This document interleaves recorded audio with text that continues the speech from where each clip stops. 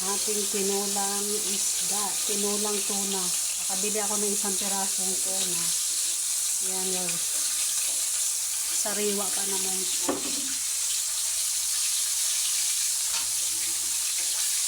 Ito ang ating sariwang isda. Ayan. Ang laki niyan guys. Ayan.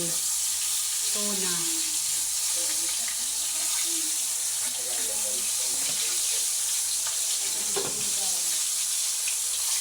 Ating manok.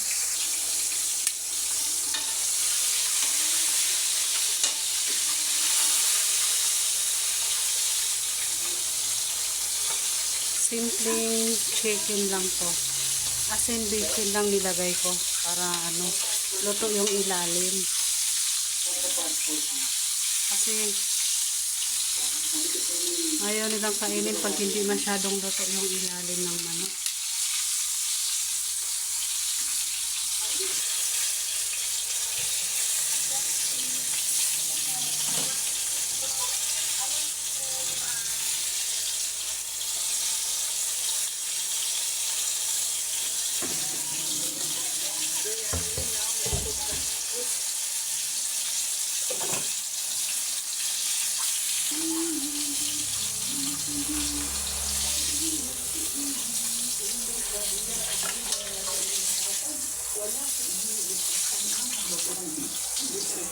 Ito actually yung pag-upay mo kay Ate Gini, yung mundo ko na Gini na napili ang mga kasi dito ang isusurprise ang isusurprise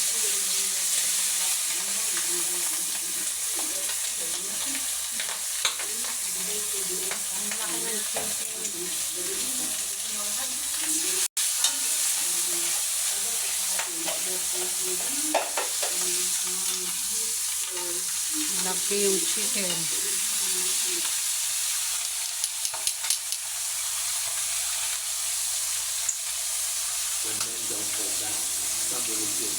Ang ating tinulang isda, titingnan natin.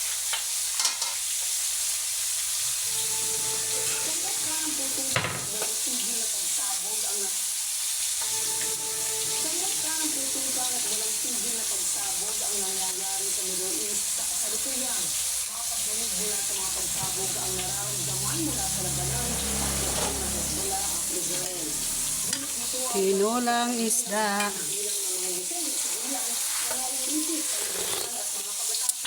Sarap.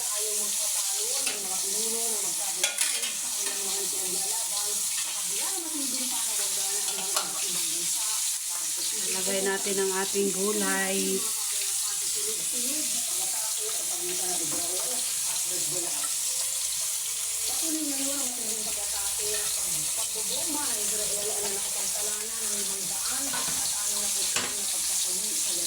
tayo ng bitchin.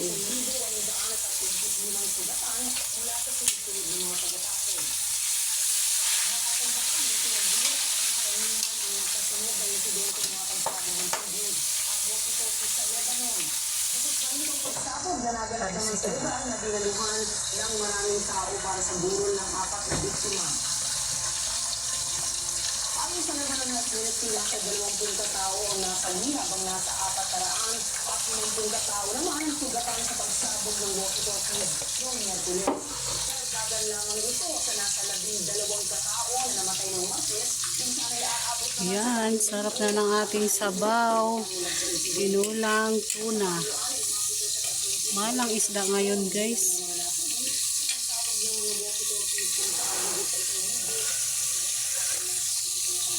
300 ang isang kilo tuna.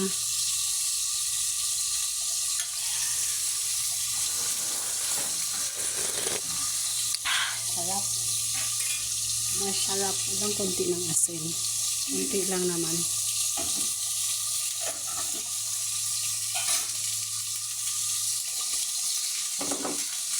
Yan, finish na ang ating tinulang isda.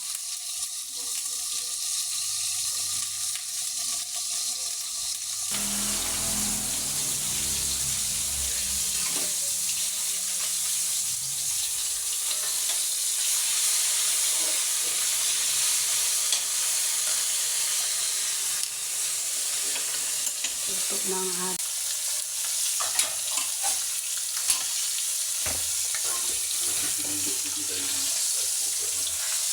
Ha?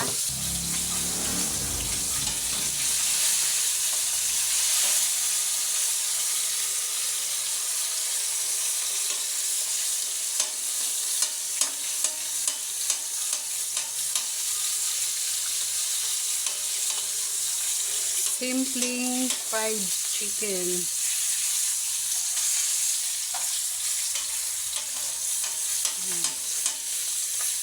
Ang mahal ng isdang tuna. 100 ang isang kilo. Yung binili ko, yung katamtaman lang kasi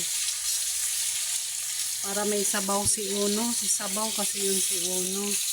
Ito nakakain pag walang sabaw. Kaya nagtinula ako ng isda. Ayan, luto ng ating chicken.